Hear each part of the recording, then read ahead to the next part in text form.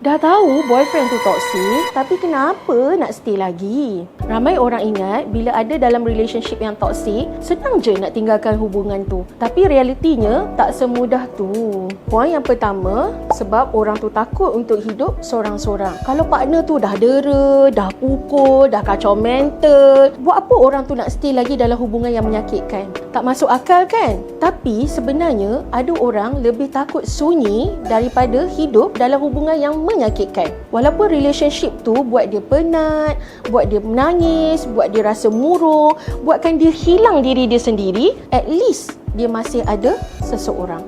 Yang kedua, trauma bonding. Relationship yang tak sihat ni sebenarnya dia tak buatkan individu tu rasa sakit 24 jam.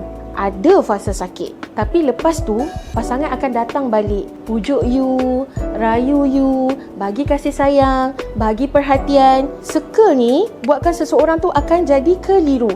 Kenapa Mula-mula dia marah, lepas tu dia baik balik, kemudian dia tunjuk rasa sayang, kemudian dia pukul balik.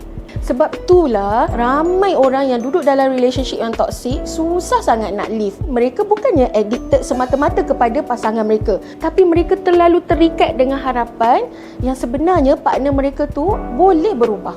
Poin yang terakhir, low self-worth. Bila seseorang ni terlalu lama dimanipulasi, terlalu lama dipersalahkan, terlalu lama direndahkan, lama-lama dia pun mula percaya, aku memang tak layak dapat pun yang lebih baik. Dan inilah sebenarnya bahagian yang paling bahaya dalam unhealthy relationship. So, kalau anda ada masalah dengan pasangan anda, ataupun anda sebenarnya dah lama sangat duduk dalam hubungan yang toksik, anda boleh booking appointment di International Psychology Center.